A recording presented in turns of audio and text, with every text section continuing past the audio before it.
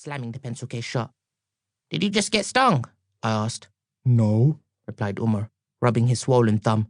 Well, maybe. Oh, great, I said. Now you've killed him. Killed him? Gasped Umar, staring at the pencil case containing his bee. What are you talking about? I haven't touched him. You don't have to. Once they sting you, that's it. They die. What? I didn't know that, cried Umar. Why did you do it, Mustafa? Why? Quiet down, man. You're gonna get in trouble. Oh, Mustafa, why? Wailed Umar, tears filling his eyes. You too, came a voice from the front of the class. What's going on back there? Nothing, miss, I replied. Umar just got stung by a bee. He's dying, miss. He's dying, bawled Umar. Who's dying? Said Miss Crumble, sounding panicked. Mustafa, replied Umar. Who on earth is Mustafa? Asked Miss Crumble, arriving at the desk. My bee. My poor dead bee. A bee? She said, looking a little nervous and taking a step back. You sure he's dead? He's a goner, miss, I replied. Umar basically murdered him. I didn't mean to, wailed Umar. Okay, as long as you're certain he's dead, she said, looking relieved. I'm afraid so, miss, I replied, shaking my head. He's buzzed his last buzz, gone to the great beehive in the sky. He's making honey for Tupac. For goodness sake, muttered Miss Crumble. It's always something with you two, isn't it? Don't blame me, I replied. Blame Mr. Beekeeper here. Hey, look, Umar beamed, looking up from the open pencil case. He's not dead after all. Now, it wasn't long after that I learnt some important lessons about bees. Firstly, not all bees die after they sting you. Turns out that that's just honeybees.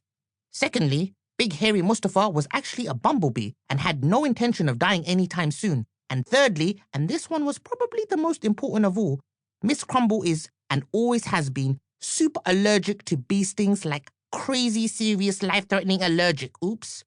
Miss Crumble let out a scream so loud and horrible that Wendy Wang's glasses shattered right there on her face. Miss C began to flail her arms around like a windmill in a hurricane, desperately trying to swat poor Mustafa. Calm down, miss, I said. It's only a bee. But Miss Crumble wasn't listening. She was in a wild panic. No one in the class was laughing because none of us could decide if this was hilarious or actually a bit scary. I mean, seriously, she looked insane. She was knocking over desks, pulling posters off the walls, spinning around so fast, I felt dizzy just watching her. And then the inevitable happened. You can only imprison an innocent bee for so long before he cracks. And Mustafa had enough. Flying between Miss Crumble windmilling fists, Mustafa scored a direct hit right on the end of her nose. Pow! You could almost hear the sting popping into that big red veiny target. Miss Crumble froze instantly. She stopped screaming, stopped swinging her arms. She just looked at the end of her nose until she went fully cross-eyed. Mustafa looked right back at her. He wiggled his bum, gave a short, victorious buzz, and then he flew out the window. Bye, Mustafa, said Umar, waving. I'll never forget you. Miss Crumble still didn't move an inch, except for her nose, which was already growing at an alarming rate. It was like someone was inflating a balloon in there. In an instant, the swelling had spread to her cheeks, her neck, her hands. She plonked down in her chair, looking dazed. She said, which I think roughly translates as, my tongue has swollen. Huh? I said, watching her slowly inflate. Do you reckon she's gonna burst? I hope not, replied Umar. Maybe we should go get some help. I don't know. She's had a pretty good innings. Humza! Yeah, okay, I said, pushing my seat out. I mean, if you felt that bad about killing a bee, imagine how you're gonna feel after killing a teacher. Humza! cried Umar, who was starting to look a bit ill himself. Only playing, man. Come on, let's go save the day. And with that, we jumped up and ran off to look for a teacher who wasn't about to explode.